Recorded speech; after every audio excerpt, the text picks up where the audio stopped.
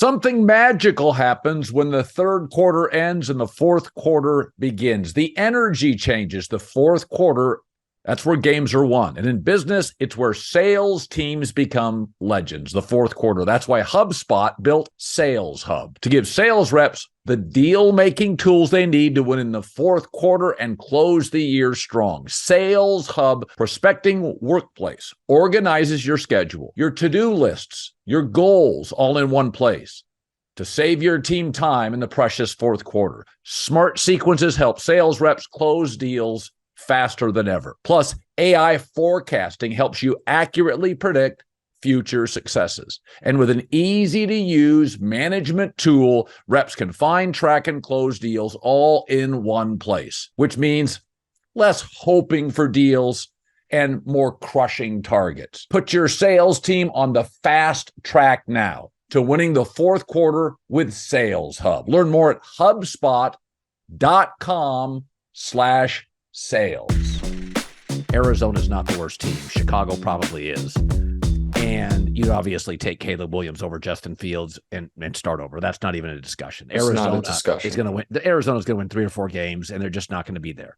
And there's also other quarterbacks, but I would not take Drake May over Kyler Murray. I would take Caleb over everybody, not named Mahomes, Josh Allen. You and I are the only people saying this. People thought I was out of my mind. I said that Caleb is one of the 5 most valuable quarterbacks alive right now.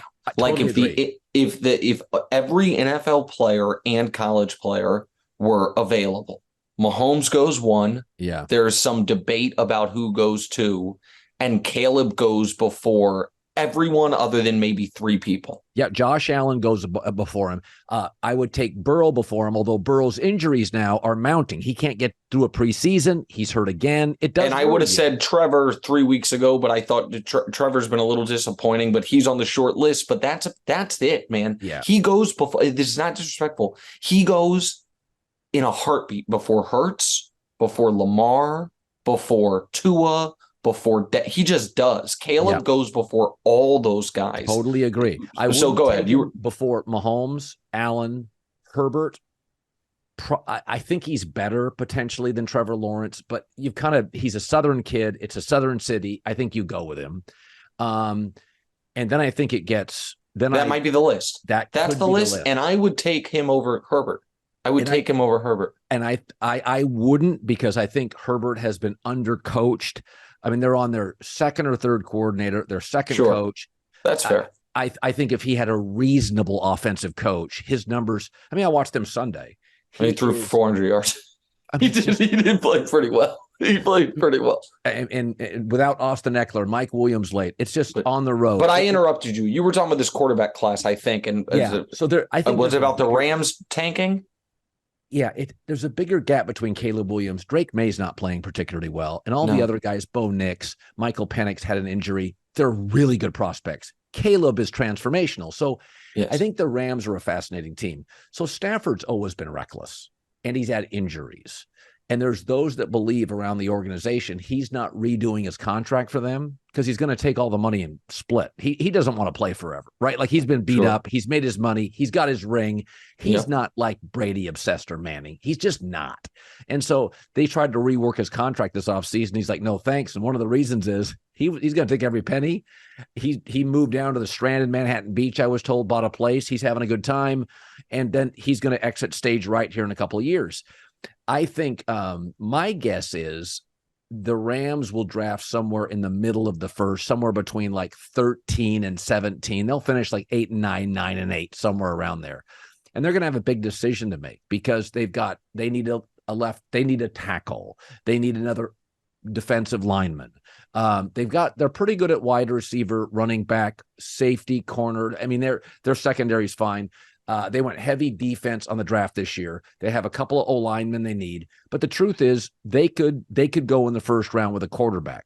They absolutely could. And 100%. Then reset the clock, go buy a left tackle. I'm fascinated by it. Like tonight's a great example. Stafford's always been to me such a hot, and like sometimes he doesn't have as good stuff. He's like a pitcher. He's like a number 2 pitcher. Like an ace, Verlander in his prime usually had his stuff. So did Kershaw. The difference between a 1 and a 2, the 2 guy doesn't have his stuff about every 4th start. And Stafford just doesn't have it on nights. His mechanics go sideways. He starts flipping it around.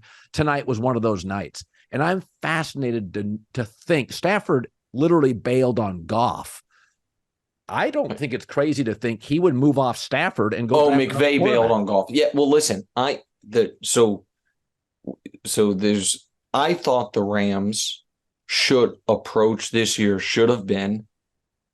We were very chest out, braggadocious about fuck them picks.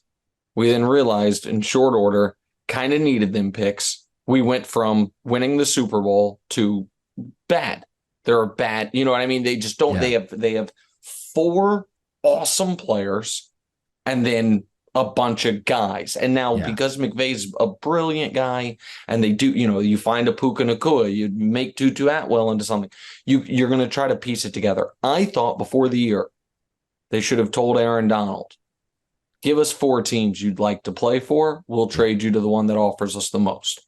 They should have told Cooper Kupp, we're actually going to trade you whoever gives us the best thing. Right. Would Kansas City have, if he were healthy, have given away a first-round pick? Sure. Maybe. And they should have traded Stafford. And they should have just said, you know what? We're sick of we won a Super Bowl and no one in LA cares about us. What if we draft the kid from LA who just maybe won a national championship at USC and Caleb Williams? And we're going to be the worst team in football because we're going to try to be. And by the way, the other team that everyone thinks is trying to be the worst team in football, the Arizona Cardinals, we play them twice. We can make sure they have more wins than us because we can throw those damn games. And by the way, Joshua Dobbs is good enough to win games. Josh Dobbs, shout out to Josh Dobbs. Yeah. It's unbelievable. I mean, he's been solid. So that's what I thought they should have done. They didn't do it. So you're right. They're going to be okay, right? So then the answer might be draft Shedeur. If they're drafting 13, 14, if they want someone to, if they want, by the way, that's not overdrafting him. That is exactly where he's supposed to go, like middle of the first round. And by the way, if you're right, Stafford wants to play another year. Shedeur is probably not the type of guy you want to play immediately anyway. Right. Clean up the cap. Then maybe that's when you trade away some people, get some picks back. But the Rams have to reset it. The Bucs, to their credit, recognized it.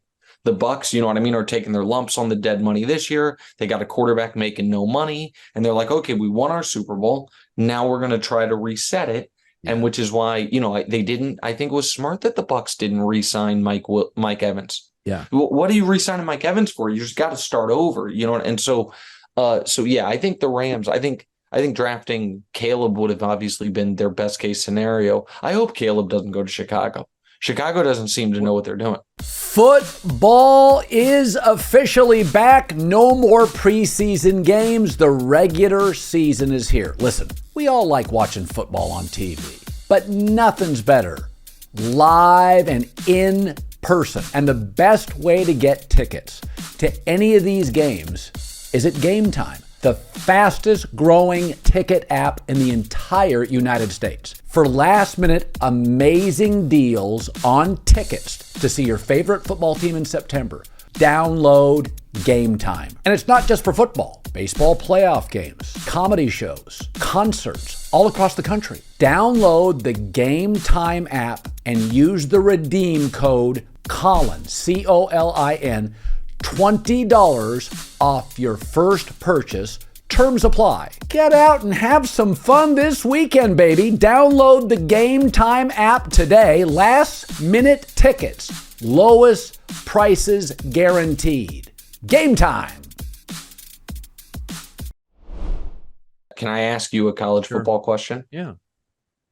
This is kind of a media question as well as college football.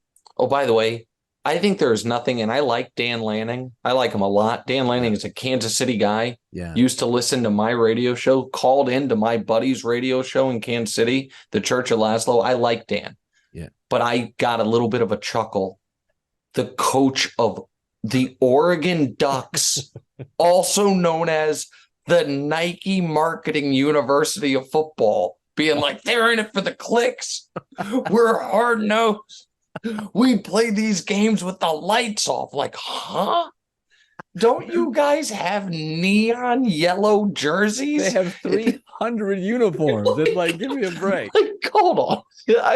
His speech was for his players to get them fired up, but I saw that. I'm like, this isn't exactly Texas A&M out here being like, give me a break. All right, so here's my question. I think USC is going to score 70 points on Colorado. Yeah. I think it's in play. I mean, I think Oregon has a better defense than USC. USC has a better offense. USC is going to score every time they touch the ball. If Colorado gets annihilated again, does the country stop caring about them for this year? I think Colorado, because they're humiliated, is probably more competitive at home, and USC's defense is better than last year, but not great. So I think it's more of a 45-21 game. I don't think it's that close. USC's clearly better. They may score in the 50s. I think what Deion has done, he has not moved college football fans to his channel. He's brought in people that didn't like college football, pro fans, Deion fans, Cowboy fans. If you look at the numbers, he's not moving people from Georgia to Colorado. No, he found like he's got it. Yeah, and listen, it's not poor form to say it because it's facts. There are massive amounts of black people that were not watching college football that are now. Not that black people don't watch college football, but when you look at our guy, Michael Mulvihill at Fox, has all the data and tweets it out. What Deion has done for the black audience of college football, and that's tremendous. I mean, it's historic. It's unprecedented. He added 35 to 40% viewers that don't watch the sport. Correct. And that's not obviously all black people, but that is disproportionately a black audience. And so I just wonder, I think that was the other, like the idea, there was some after Colorado got their teeth kicked in, there was some pushback. They were like, oh, maybe now the media will stop pushing this down our throats. Guys, there were 10 million people watching a Colorado State game at 2 a.m. Eastern. Yeah. If you go to DraftKings, volume war with DraftKings, right? DraftKings. Yeah. If you go to DraftKings, they have a tab. It's like you want to bet the NBA, the NFL, college football, Colorado, and the tennis. Like I mean, that's true. Go look at it. It is. This was not. Certain things are media creations. The interest in Colorado was not. People were into it, and I think they still are. If they lose by 40 next week, I think it dissipates a bit. Taylor Swift, Travis Kelce is very much media generated. It's fun. It was a blowout. The game was over. Let's put it up. I'm fascinated in Deion Sanders. I don't think it will be as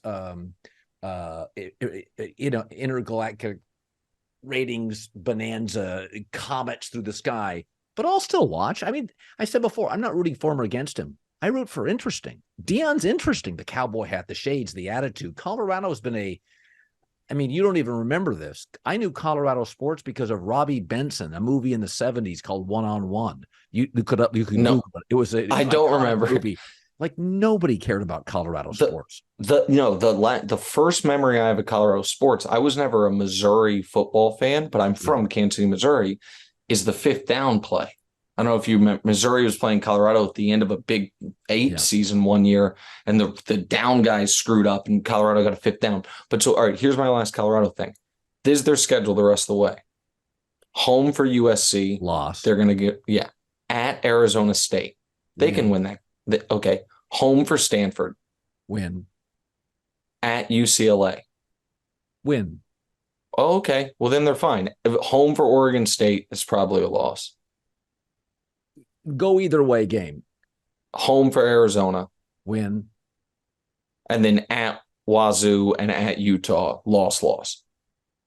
They'll definitely lose at Utah. Utah's just big. If you took Shador and Colorado's best skill guys and gave them to Utah, you'd have the best team in the country. I mean, because Utah has all the. When Deion's talking, I need 7 or 8 people. He means offensive and defensive linemen. Yeah, he needs big people.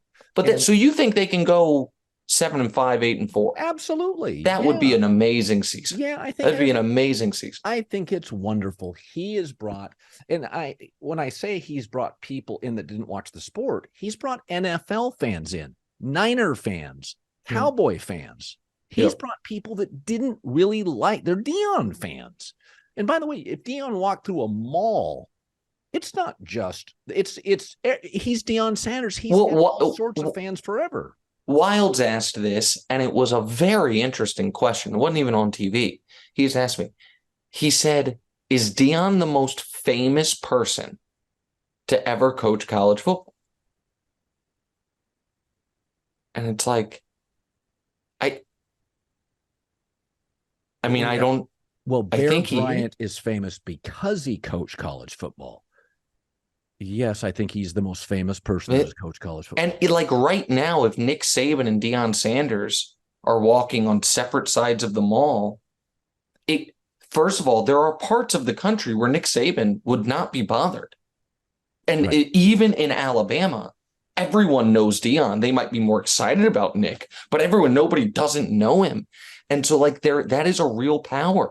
It is a level of like fame and celebrity we've never had in college football. When you have a nickname and your nickname doesn't have anything to do with your name, like Mamba, Kobe, that's famous. Prime, Deion Sanders. That's a great point. Usually, it's connected to your name. Correct. But there's very few people, music or otherwise, that have a nickname where their name's not included in it. And universally, everybody knows who you're talking about. And it's another word on its own.